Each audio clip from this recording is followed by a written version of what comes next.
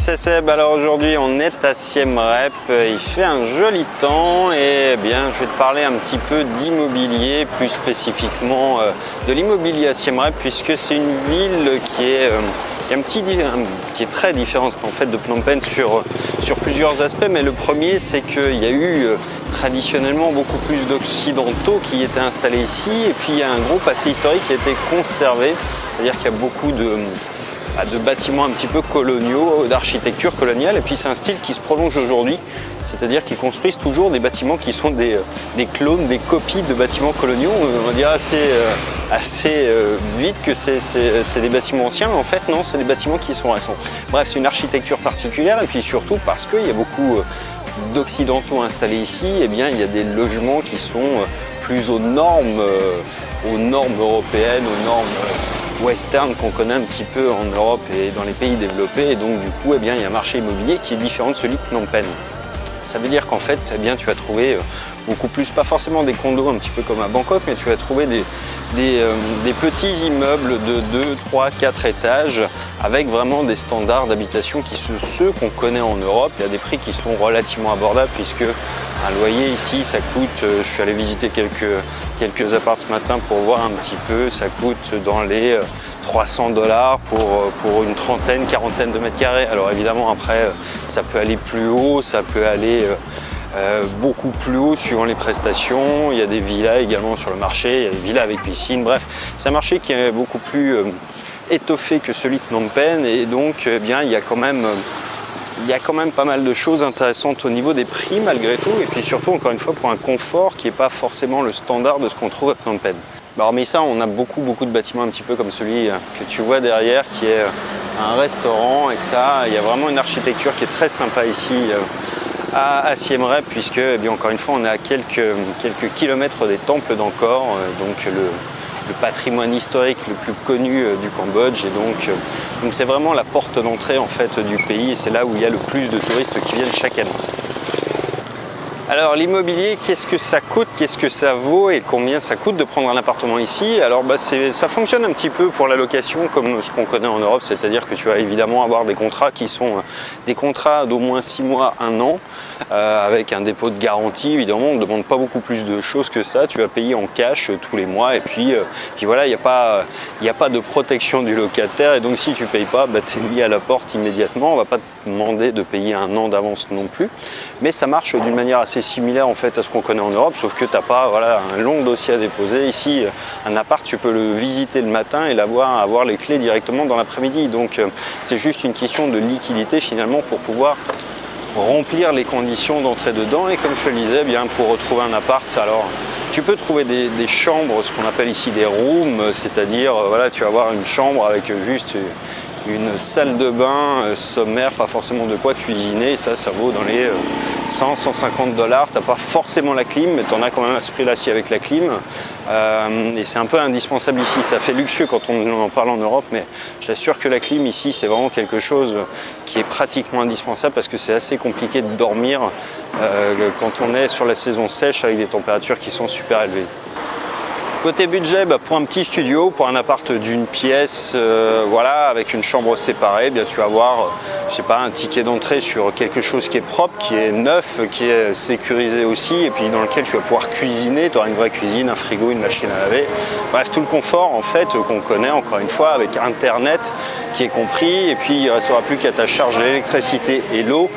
Ça te coûte, à partir de, tu peux compter 250 jusqu'à $400 pour avoir quelque chose qui est propre. Les loyers ici sont négociables en fait. Alors évidemment, si tu veux venir sur des durées plus courtes, en fait, tu vas pouvoir avoir la possibilité de trouver des gens qui lâchent leur appart et le reprendre à leur place. Ça se fait beaucoup, ça. C'est-à-dire, tu as quelqu'un qui avait loué un appart pour 1 an, et puis tu vas récupérer son bail pour une plus courte durée. Tu as beaucoup de groupes sur Facebook, et tu cherches, et finalement tu vas tomber des opportunités comme ça. Ou alors il y a beaucoup de colocations aussi, c'est-à-dire souvent il y a des gens qui prennent un grand appart avec beaucoup de prestats, voire une villa, et puis qui partagent le truc, et ça ne te coûte pas forcément moins cher, mais en revanche, tu vas gagner en qualité d'habitation. Et puis le dernier point, moi, celui que j'utilise, c'est Airbnb, parce que voilà, tu loues en fonction de tes besoins, à peu près à tous les budgets. Et sinon, tu as les hôtels en dernier lieu qui commencent à une dizaine de dollars pour un truc à peu près propre et qui se termine à 250-300 dollars la nuit sur du 4-5 étoiles. Donc tu en as vraiment pour toutes les bourses et pour tous les goûts. Et voilà derrière moi un très bon exemple en fait de construction récente dans l'architecture un peu inspirée du mode colonial. Et c'est vrai que c'est assez rigolo qu'il le perdure un petit peu et qu'il le garde comme étant vraiment un mode vraiment représentatif de la ville, un petit peu. Voilà, ça donne un cachet qui est vraiment très intéressant ici. On n'a pas forcément à Phnom Penh, il nous reste encore des bâtiments coloniaux, mais il y en a de moins en moins. Et puis surtout, c'est des grosses propriétés. Là, en fait, c'est des immeubles qui sont plutôt bien agencés. Et c'est assez marrant de voir des commerces, effectivement, qui sont construits sous des arcades, notamment à Pub Street. Tu as beaucoup cette ambiance-là.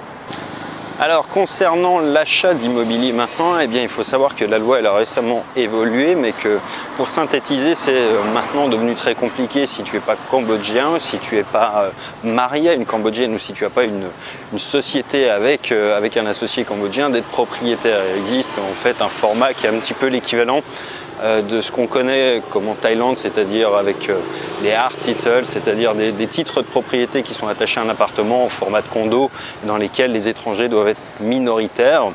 Et puis voilà un peu pour les options, mais tu peux trouver des villas effectivement pour 70, 80, 90, 200 000 dollars, tout dépend du niveau de prestation. On trouve des maisons à des prix relativement accessibles ici. Alors évidemment maintenant on se pose la question de l'acquisition. C'est vrai que sur une montée de société c'est plus compliqué parce que voilà, c'est des montages qui sont faits malgré tout un petit peu en utilisant des failles de la loi et puis tu dois être toujours minoritaire dans ce type de structure, donc c'est pas forcément évident. Moi j'ai acheté une autre époque en fait où c'était encore possible et donc voilà, mais ça a évolué et c'est plus tout à fait aussi simple que ça ne l'était avant. Donc évidemment quand tu achètes dans du neuf, le neuf au Cambodge, c'est-à-dire dans des tours par exemple, enfin dans des condos modernes avec des prestations modernes, c'est plus cher que d'acheter à Bangkok. Ce qui ne veut pas dire qu'en fait le Cambodge est cher, mais c'est surtout parce que en réalité c'est Bangkok qui est assez peu cher et tu peux trouver des appartements sur Sukhumvit qui sont à 2-3 millions de bahts et qui sont dans des trucs ultra modernes avec des prestats de folie, mais ici c'est pas le cas quoi. Ici il faut compter plutôt dans les 150, 200, 300 000 dollars pour avoir quelque chose qui est à peu près propre. En fait, pour tout dire, eh bien, il y a eu beaucoup de gens qui sont revenus quand la situation s'est un peu apaisée ici et quand c'était un peu plus clair. Et il y a eu une espèce de ruée vers l'or immobilière. Et en fait, bien, les étrangers ont beaucoup racheté des appartements. Ça fait grimper les prix. Et je pense que la volonté de réglementer, c'était surtout pour rendre à nouveau accessible le logement aux Cambodgiens, parce que c'est vrai qu'à Phnom Penh, tous les derniers étages sur Riverside, par exemple, le quartier qui donne sur les rivières, eh bien ça a été refait par des étrangers qui ont les meilleures vues, effectivement, qui ont construit sur les toits des trucs qui sont plutôt délirants. Moi-même, j'habite effectivement dans ce type de truc, mais du coup, ça fait grimper le marché immobilier dans des prix qui sont pas forcément très bons, parce que les Cambodgiens après n'ont pas forcément les moyens de payer ce que les étrangers trouvent peu cher, quoi. Donc en fait, eh bien, le marché il a changé. Je pense que c'est un petit peu passé la grosse période où il y avait vraiment une ruée vers l'or immobilière. Il y a beaucoup de gens qui achetaient les apparts par 2, 3, 4, 5, qui les retapaient, qui les revendaient. Et c'est un petit peu passé, c'est un petit peu derrière. Il y a toujours des projets intéressants, mais maintenant c'est plus compliqué que ça ne l'était avant. Et puis surtout, encore une fois, le neuf est trop cher pour l'instant.